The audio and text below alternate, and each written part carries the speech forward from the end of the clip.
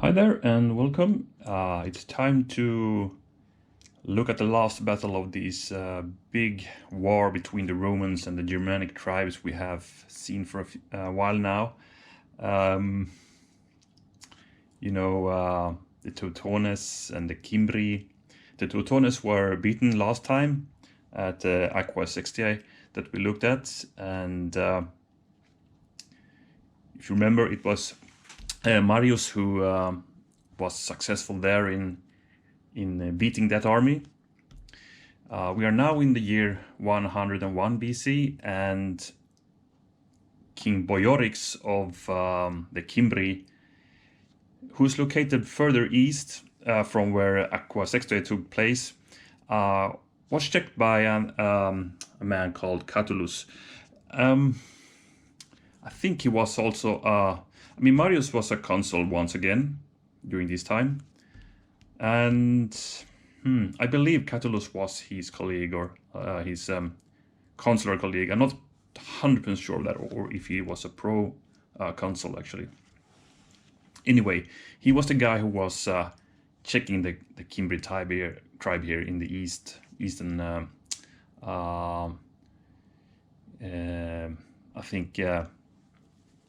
I think they were actually at this point or in Italy, northern Italy, where it's called Cisalpina, right? So anyway, Marius, after the Battle of Aqua Sextiae, started to march east to join armies with Catullus. So he has got rid of his opponent, so now I'm going to join armies and get rid of Boiorix and his Cimbri and other Germanic allies here, and once for all end this threat of the Germanic tribes. So off he went. They did meet up. At this point in time, also Boiorix has taken his tribes and started to march westwards along the Po River in the northern Italy. And apparently he didn't really know that Teutones was beaten, because he got the impression that he also would, join the tribes again to a big mass, and by that be a big threat towards Rome itself. So Marius and Catullus, they took a defensive position across the river from Boiorix, waiting for him to attack actually, but they didn't. So there was nothing happening. So Marius took the army, went over the river, and were closing in towards the Cimbri. Now,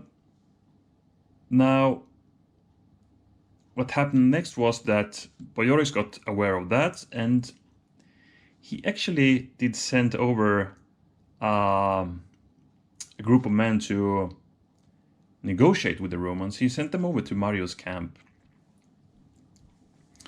And because he thought still he had the upper hand and, all that. So he thought they might come to at least for now, a peaceful agreement. And when they started talks with Marius, they said that, okay, if you guys, the Romans, would give us the lands or some lands to settle down, we could end this conflict. For Marius, that was of course unthinkable, right? Because first of all, they probably wanted the land in Gallia Cisalpina in Italia proper.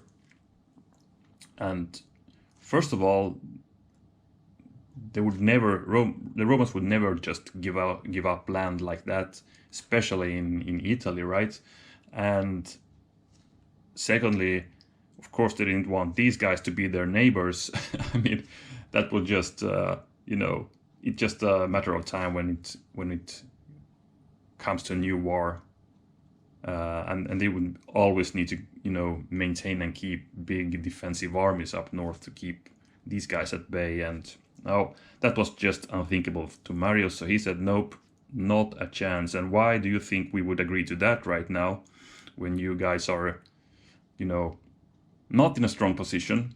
And Boyoric's negotiators said, like, what do you mean? We are just waiting for our allies to join up with us, and then we can crush you. We are just waiting for the Teutones and Ambrones, and then we're gonna, you know, hand your butt over to you, as we have done several times before. Because if you remember, this battle or this war has been raging on for like 10 years, more or less, right now. And there have been a few big clashes, and most of the times, indeed, the Germanic tribes have been handing over the Roman butts to them, right? So, I mean, really, really big losses for the Romans, both in, you know, in lives and also in pride, you could say, right? They were just losing these wars against the barbarians with these disciplined troops. Anyway, with Mario in command now, things have changed, of course, and not at least with the Aqua Sextiae happening. So, if you remember also, when we talked about that battle, he took a lot of prisoners, many big leaders of the Ambrones and Teutones, and not least King Teutobod himself. So,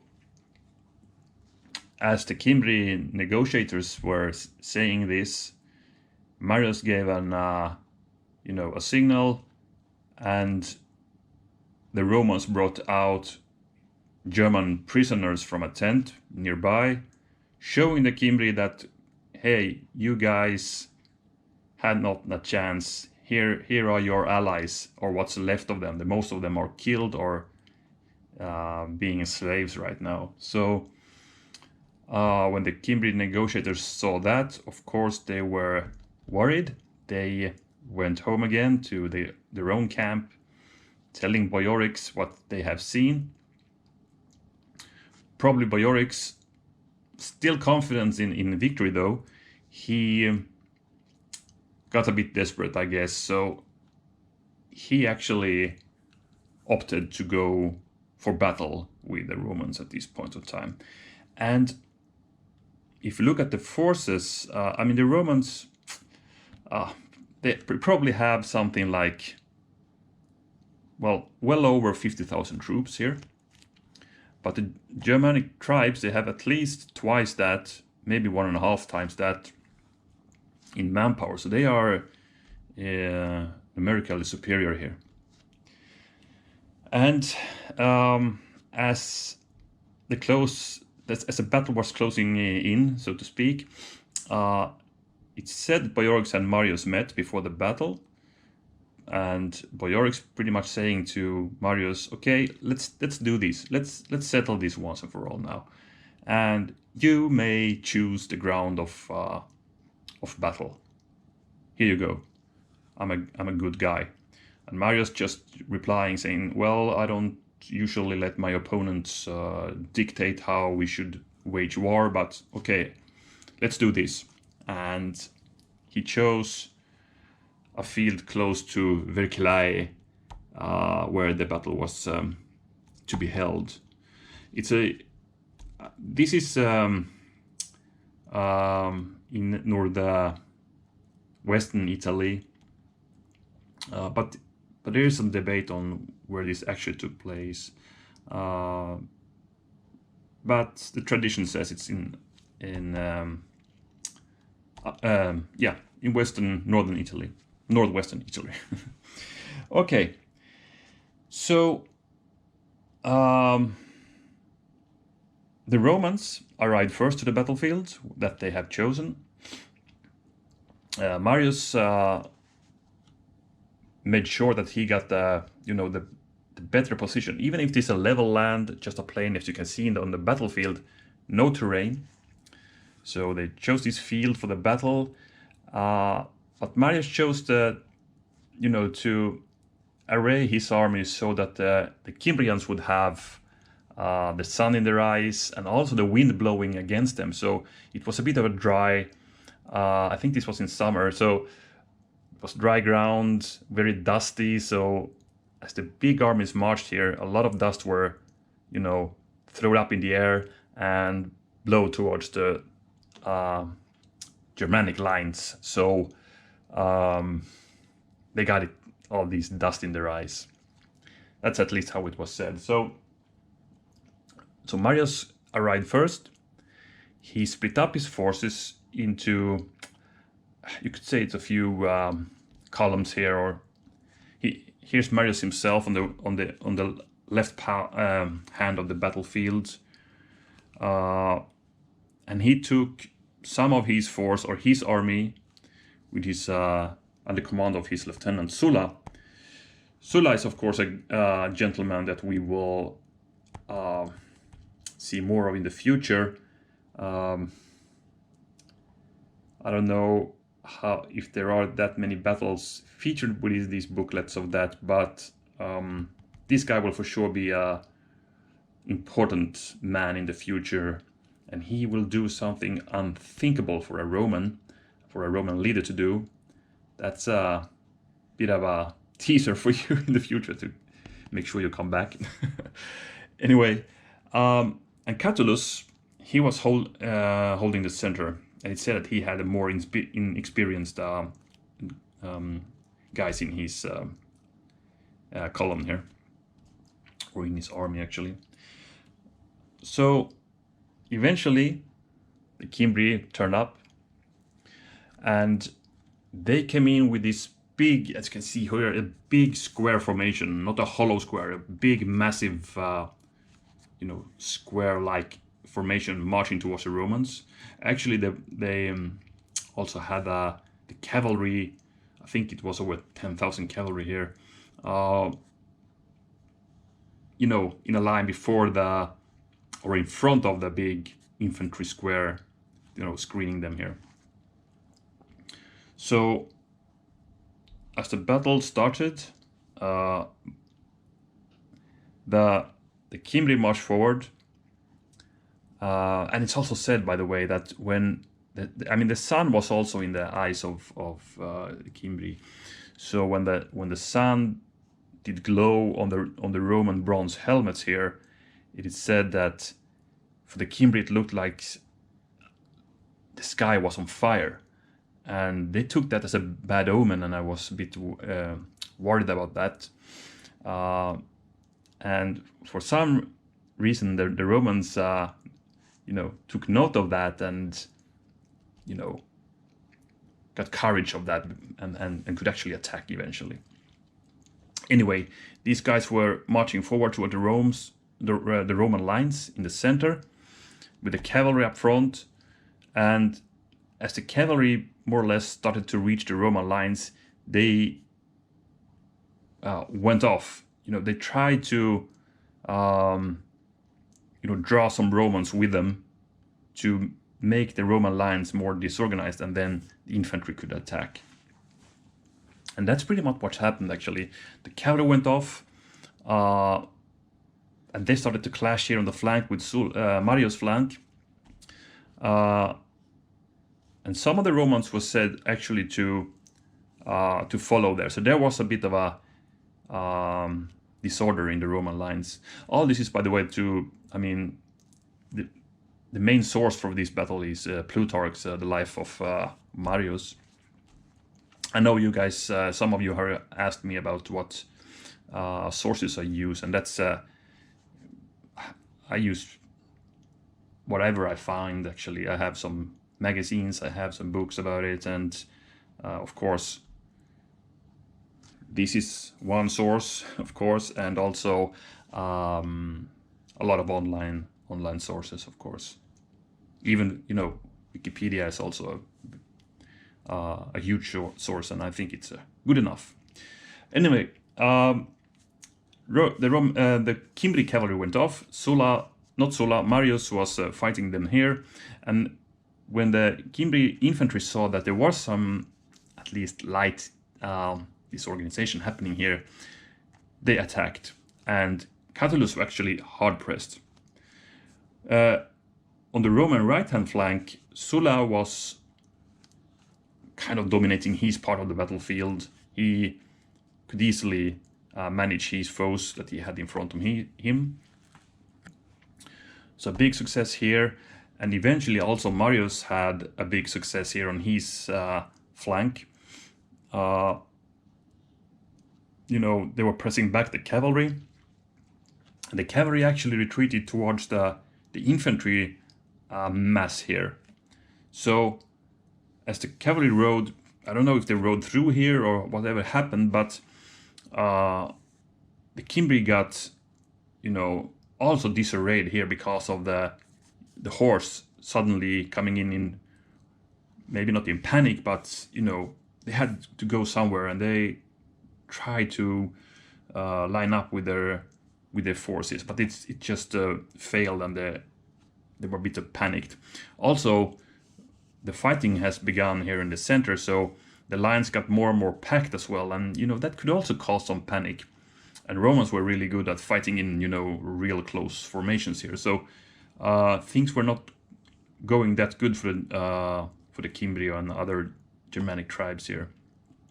Also, as Marius and Sulla were winning on the flanks, they started to march towards the flanks of the barbarians here and started to press on even further, and you know, it got more and more compressed here, and that broke the moral spine of the of the Germanic tribes. They started to retreat.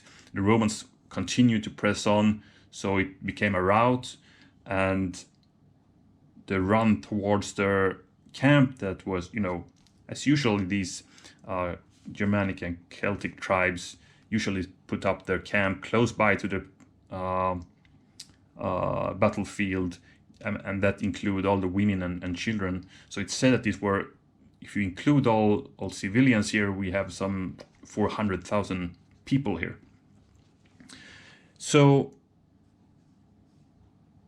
it became a slaughter, of course, because there were no real resistance happening here anymore, and that continued.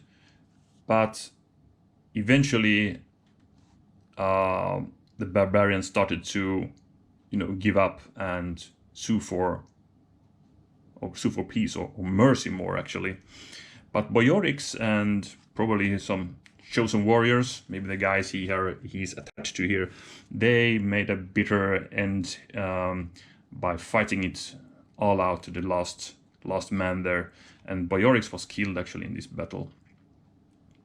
But the other Germanic tribes were of course captured, and they were sold as slaves eventually, yeah, not a happy ending for those guys, that's for sure. And that's actually how this battle ended, and how this war also ended, because now the pressure from the Germanic tribes that had been on for 10 years suddenly relieved, and they have won the war, and yeah, it was great rejoice, of course, in Rome. But soon after this battle, Catullus and Marius both wanted the glory of these. Catullus saying more or less that Marius didn't really do any heavy fighting, because he was, some say he was marching forward on his flank, that's for sure, but he didn't really meet any big resistance here, so he just, you know, had a easy day over there. But Catullus had, you know, done the heavy lifting here on the Roman side, so he should have the big glory. But Marius was, of course, the overall commander. He was outranking the other guys, so he thought he should have the glory. Eventually, there was the victory parade held in Rome was for both of these guys, but Marius, as being the supreme commander here, he got the big glory out of it, and that was a bit of a bitterness that would never go away between these guys. And also Sulla, as I mentioned, he will also be, you know, making Marius his enemy, and it also has, you know, other political dimensions, you could say, because Sulla and Marius were actually representing different parties of Rome. So, but we're going to return to that, as I said, because that's a whole different story, you know. But the triumph that were held in Rome was actually for both Marius and Catullus. Yeah, I think that's enough for an intro to this battle. So let's look at the armies and some tactics. And let's start with the Romans. Let me put this away. So, Roman left. We have, led by Marius himself here, we have 2 bow units up front. We have the Roman cavalry. All the Roman cavalry in the battle is placed here on the left flank. And then we have the legionaries here and a light infantry here that actually is, yeah, I think you could say it's on the Marius side of the battlefield here in his column. Pretty solid, pretty good. And then we come to the center where we have Catullus. Not that big of a force, but 2 legionaries, 1 auxilia, and 1 light infantry.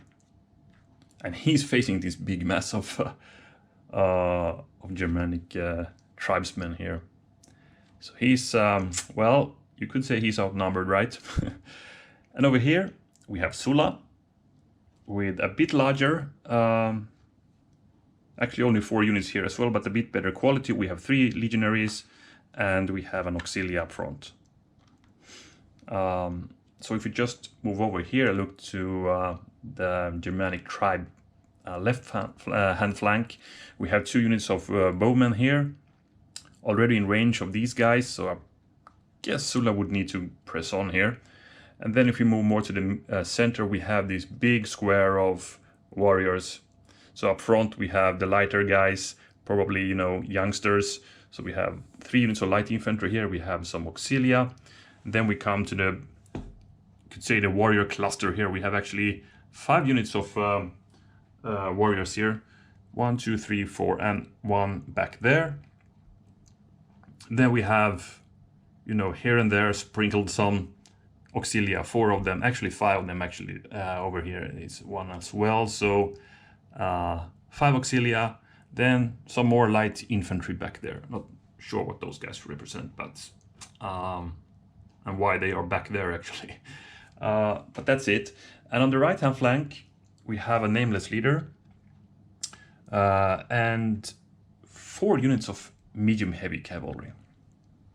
That's interesting. So probably those guys, or of course those are the guys that were in front of the mass when the battle started, and then they just moved over here. Maybe, you know, because Catullus is having such a small force here, maybe that represents the fact that some of the Romans were drifting towards the flank, you know, following the cavalry that went over there. Maybe that's what's happened. That's cool in that case. So for tactics then, and by the way, I think I forgot to check out the War Council. Let's do that before we talk about the tactics, because that could have an impact, of course. So we have Boiorix, and they have 4 command cards and will move first. The Roman, under Marius, they will have 6 command cards. So we will see 1 extra card in slot A and D for the Romans over here. And we will fight till 8 banners. This is a pretty large battle actually, and so yeah, we'll this will be a long one, I believe. And we have Marius Legion's rule in effect, meaning, oops, sorry about that. I got a phone call, so I don't really remember what I was talking about when I paused, but yeah, for the tactics anyway. No, I think we said that we have the Marius rules in effect. Yes, that's where we were. So that only means basically that the legionaries will have the Pila rule. You know, they can march 1 and throw the Pila, or, you know, stay in place and throw the Pila, and it's always 1 die. That's the thing. Okay, so tactics. If we start with the Cavalry first. If I get a chance, I think I will attack with the cavalry. Try to hit the lighter guys here. These guys, okay, they are supported, these two, but they have nowhere to retreat, so that will be good. Best thing would be to have a mounted charge, of course. That will be totally awesome in the as the beginning here. I might also hit these guys who cannot, you know. Actually, they can evade. That's bad. Okay, maybe we should concentrate on these guys. If I get that mounted thing. And then, with a big mass here, well, what can we do? Move forward. Try to hit the Romans before they can organize themselves. Because they are not really in a nice line here. So we can try to hit them before they organize a line here. Which I will do with the Romans if we also talk about the Roman plans as well. The thing is, though, the warriors are not really in a hit range already, so I need to bring those forward, and it would be very nice to, you know, try to assemble all the warriors in a kind of a line or some kind of a blob here that can attack in one go, because that could be a hard impact on the Roman lines here, and I think that's the key to the victory for the Cavalry here, to be able to do a big massed shock with their warrior units here. On the left-hand flank of the Cavalry, well, probably just skirmish it out here with those guys, Sulla's forces. We don't have that much force, and I think we're going to concentrate on the center. Of course, we cannot bring everyone to the center, it's just too many, so we will spread out some guys to the left and right. But the main force will try to kill Catulus' forces here. For the Romans, as I said, I think I need to first of all concentrate on getting a line, so we can do some line commands and some good, you know, leadership cards and all that. So that's the first task, and we will expect the Cavalry to come. So it will be a first defensive stance, but then we're gonna counterattack, because if we start counting, you know, heavier troops, we have more of these as the Roman play. I mean, we have 1, 2, 3, 4, 5, 6, 7, and 8 medium heavies, and that's pretty good. And also some auxilia, and still we have 2 medium heavy cavalry as well. So we are pretty good. The bowmen, if they get the chance, try to pick on those cavalry, and I will maybe concentrate on that guy who's not supported and could easily be scared off the battlefield with a few flag rolls. That's the plan. So let's start it out, and I think it was the Cavalry who started. Yes. So let's reveal their slots A and B then. No cavalry cards over there at least, but none of those cards are good for the cavalry attack, but let's see what we can actually play. Okay, that's an D or E actually, so we're gonna see what's under here. So maybe we can pull that off anyway. Tunes left, no, it's always, or all those cards are over there actually. So that would imply of a skirmishing start of the guys. Then we have leadership any section. That could be what we want here, because that could pull off the cavalry charge actually. I think I'll do that. I think I do that. Leadership any section. So it will be this nameless leader and his 2 comrades. Too bad we don't get those guys with us, but that's how it goes when there's a gap. So I will attack these guys now with everything I have. I will put the leader in the center. 1, 2, 3. 1, 2, 3. And 1, 2, 3. Okay. Aggressive start here from the Germanic tribes. So let's start from the flank over here, attacking that bowman, who cannot evade. We get 3 dice. We hit with leader symbols as well. Oops. So we got no hits. This is incredible. What a bad start. So bowmen will battle back, but they are not adjacent to a leader, so no hits there either, but still that was not what I was looking for with the Germans. Let's see if we are more lucky on this flank. Attack that guy with the flank cavalry. 3 dice. Well, got in 2 hits this time. That's for sure a bit better. Let's put them here. But they will battle back. And now they are adjacent to a leader. 2 dice. 1 hit. Okay, and then comes the leader charging on the same unit. With 3 dice, we need 2 hits. We got only 1. Crap.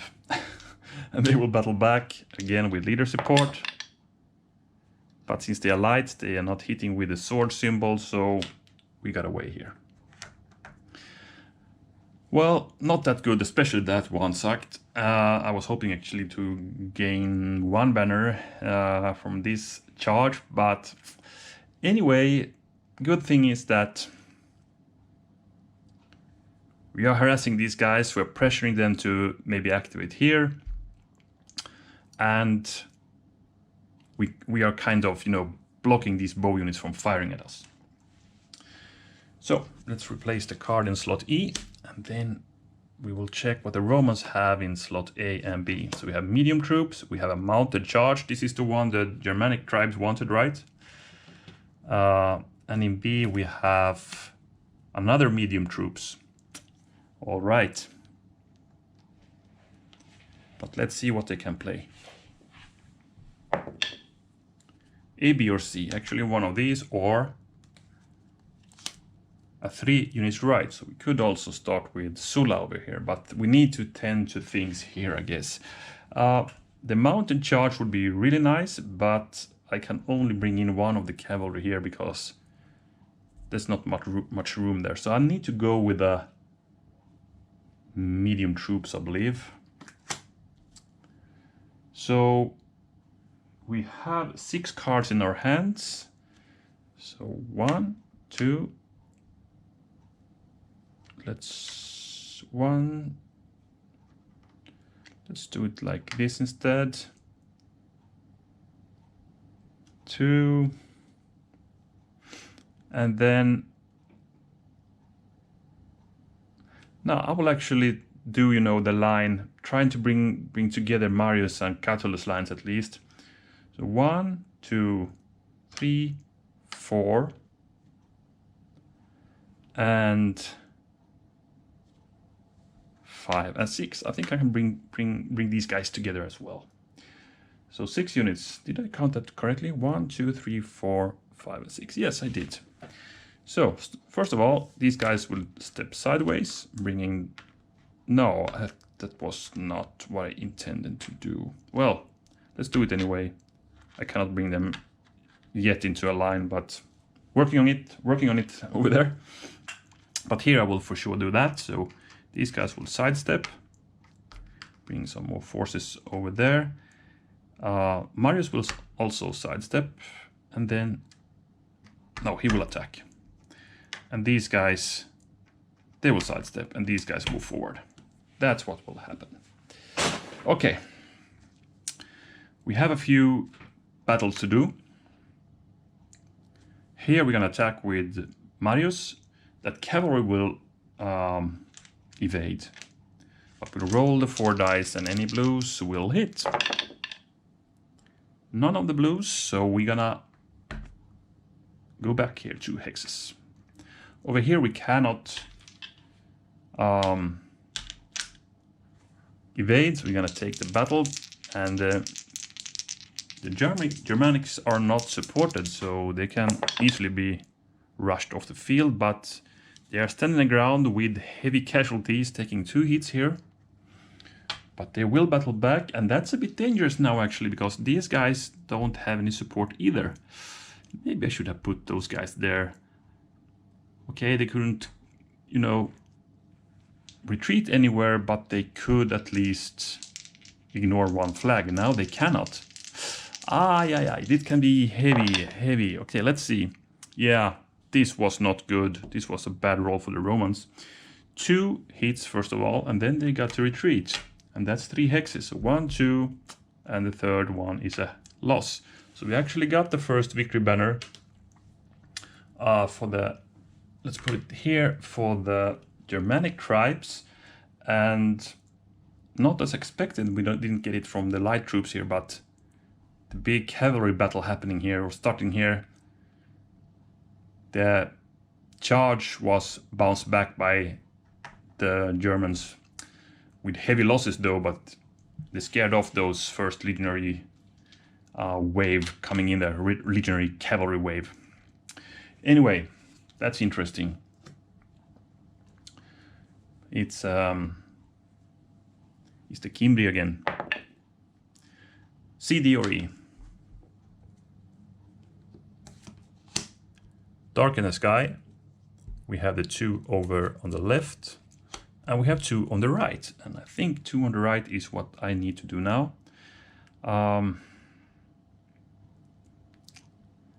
And you know what? I'm gonna sacrifice my cavalry now.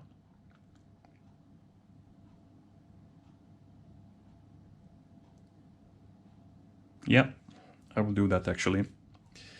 So I'm gonna play 2 on the right. I'm gonna lose those spies, but I will probably inflict some serious damage here, and that's what I want to do. So I'm gonna order these 2 guys. And these take the opportunity to ride 1, 2, 3 back over here, while this guy stays. And we attack here first against that lone bow unit there. We cannot evade since we are stopping them from retreating with the other cavalry. The plan is to attack with the cavalry against those guys, hoping to kill those first and do a bonus attack somewhere and then kill those guys. We could get maybe 2 banners with a bit of luck. Let's see how it goes first. We got 1 hit, that was lucky for us. So these guys go down. We got the second victory banner for the Germanic tribes. They can go in. They could actually go 1 more if they wanted, but I want to keep these guys here to give the leader support. So I'm going to stay there, and I could attack at some unit. Those guys will just evade, but I will attack these legionaries who are not supported here. I might get them to retreat, maybe with some losses. Let's hope for that. Yeah, good roll. 1 hit and the flag. So they lose 1. Then they need to retreat. And I think I will go... I will go towards the center here. I could take ground once more, but I will not. I will try to evade here if I get the chance, but I could get my retreat path blocked here by the Romans now. Well, they need to activate here to do that. But we have 1 attack to do. That's the cavalry attacking the second. I mean, these guys are... First they were scaring off these guys with heavy losses. They were using the momentum to ride behind here, screening off those guys, and then attacking here. Let's see how it goes. Okay, only 1 hit. You know, 1 flag would have killed these guys. So the Romans were really lucky here. And they can now battle back, and this is of course. And yeah, 2 hits. These guys are done. We got the Roman first banner.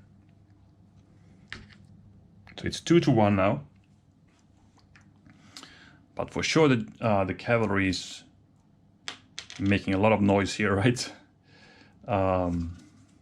Replace that one. Let's go for the Romans. They really want to activate here now. Let's see if they can pull that through. That's a D or E. And that's some cards, we don't know what it is actually. But it's 3 cards, so something over here should be possible. Yeah, they got 2 units here. That's enough actually. What else? 4 in the center. Or 2 in the center. But I think I go with 2 units left. I want to make sure these guys don't retreat. So I'll move myself into the retreat path and then attack. So they cannot retreat or evade now. And we start with the legionaries, 4 dice. We could get them now.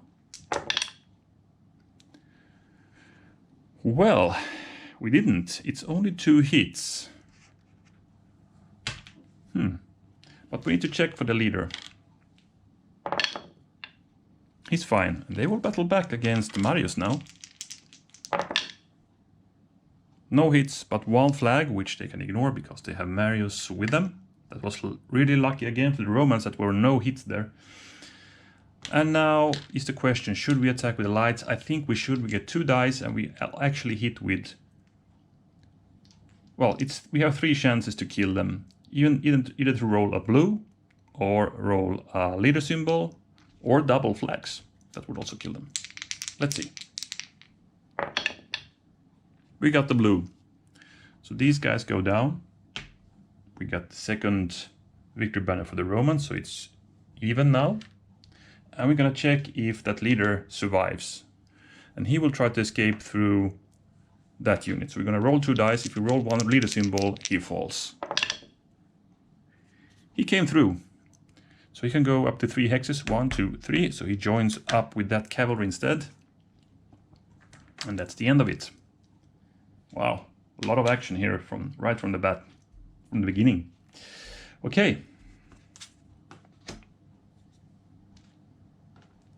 The Germans. A D or E. 2 units left, meaning over there. Or an outflanked. Well. I think I need to play the outflanked to more or less get away over there now, and then we could do some bow attacks over here. Yeah, let's play the outflanked. Of course I could hit once more, but the other guy, if I could have that guy in range, I might have done it, but it isn't, so... come on. Let's take those 2, and over here I will start firing. So these guys will back off 1 hex, and these guys will join. So we are in a strike range. But, well, we are in range of that bow unit. Maybe that's not too good. So let's put them here instead. So if those bows want to fire, they need to move at least. Then we start firing from here. And we're gonna target that legionary unit. And we're starting from here, 2 dice. Nothing. Second, same target. Nothing. So a bit of blunt arrows there. But we saved those guys and we have an even situation there now. 2-2 victory banners. That's interesting.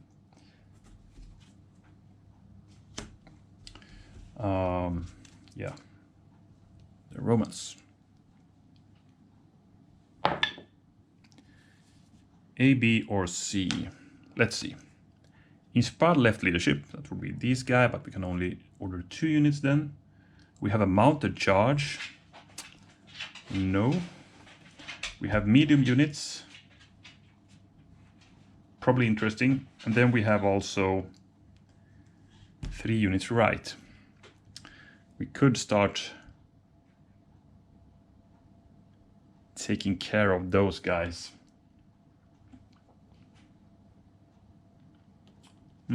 That's also interesting actually.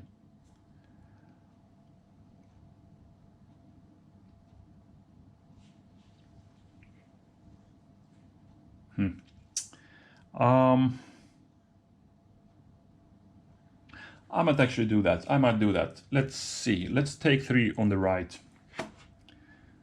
And I will order these 3. So we're going to move up here. We can throw the javelins. Here we can also throw some pila.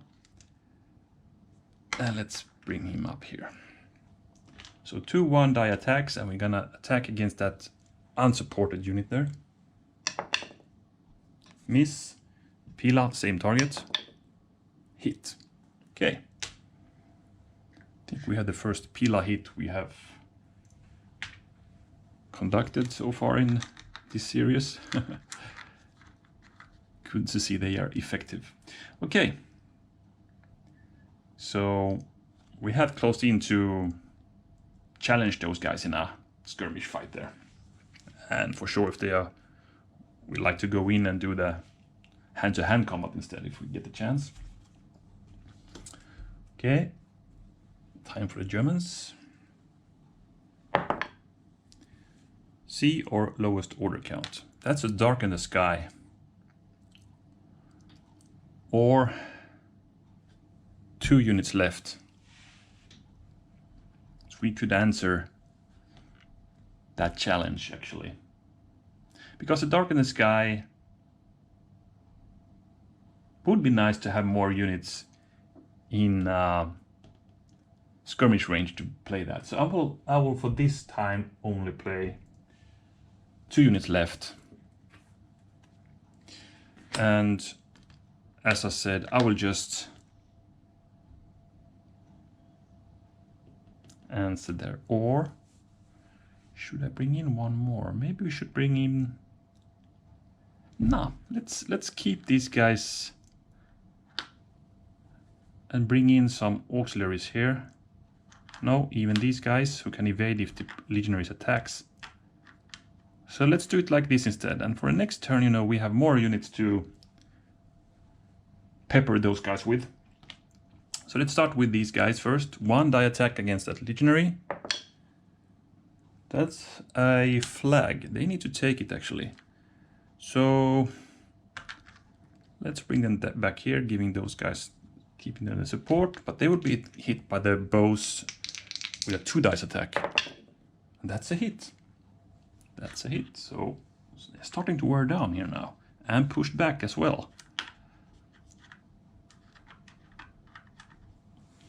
Interesting. Okay. Very interesting. Let's see now. What is the situation here? Yeah. Maybe the Romans should start moving forward. It's a 2 hex gap here now. Not good. Let's see what the Romans can play. A D or E. So now we have a line command. We have 4 units center or 2 in the center.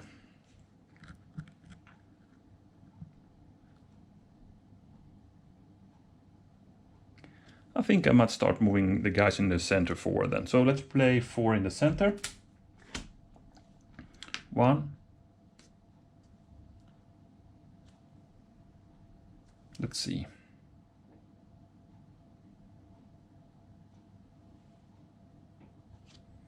2, 3, and 4. These guys moves here. These guys moves up to do some attacks. So do these. And these guys move forward. I'm not really happy with these scattered lines here with the Romans actually. But. So let's start with the Auxilia. A 1 die attack against that Auxilia there.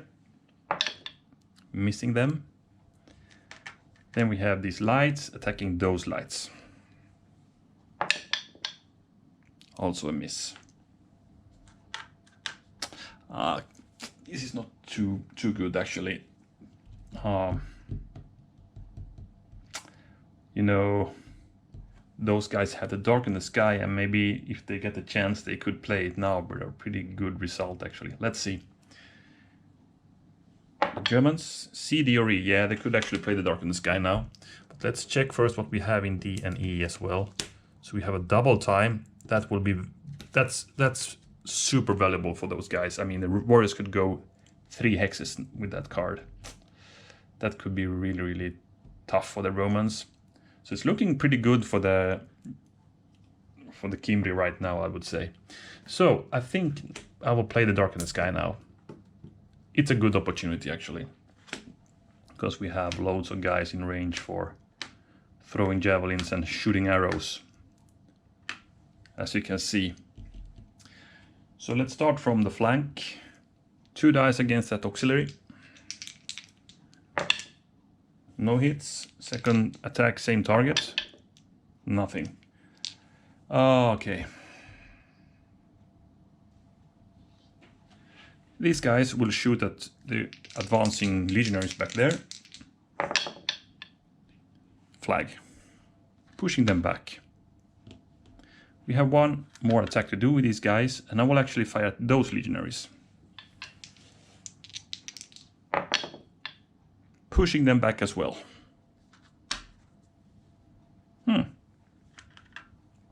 Then we have some javelin throwing to do against the light infantry. Miss, second attack, same target. We don't have any other target actually. Miss again. These guys attacks the auxiliary there. No, let's wait with that. Start from here. Auxiliary. Miss, second attack, same target. Miss. Let's take the light infantry there against that auxiliary. Miss, second attack. Come on, give me something. Okay, a flag, pushing them back. They go there. And we have one more to do. Light infantry against light infantry. First is to miss, the second one is pushing them back. Okay, as a Roman I will pull them here so I got the line again. So the Roman advance was pushed back, not with heavy losses, but it became too much. You know, it took too many in the shield, so they were bogged down and started to retreat actually. Interesting. Yeah, this is cool. I like this. I think by that we have given the Germanic tribes the card they need, and I think I'll end the session here. So what to say about this first session? You have an even count in victory banners, 2-2 after the cavalry brawl here, but Marius saved the situation here and blocked that one cavalry unit that were deep in the Roman lines and killed them off in a sack. The leader, unfortunately for the Romans, this guy came through their lines and managed to attach with a friendly unit there. Otherwise, the skirmish phase has started in the main battle lines here, with for sure the Germanic tribes getting the best out of it, hurting them somewhat, but most importantly pushing them back. And that's what I like with Germanic, because if we now could press forward, I would really like a line command over here now. You can probably see why. And you know, what we try to achieve here is keep the Romans close to their baseline, so we could get the retreat flags harming them eventually. But we need to get this big block forward in that case, and it's not easy to do if we don't have the line commands. And as I said, remember, we had a double time over here, so if we just can get the warriors into place, we could do a massive charge, throwing loads of dice. And if you also count that they could, if they bring their foe to retreat, they can, pursue and do another attack. So it could be a massive roll of dice here if the warriors could pull through a good double time here. But they need to do some organizations before they can do that. Anyway, that's, I think, is a short summary of what happened during this session. So hope you did enjoy it, and also hope to see you again in part 2 of the Battle of Vercellae, 101 BC. So thanks for watching, and see you next time. Bye for now.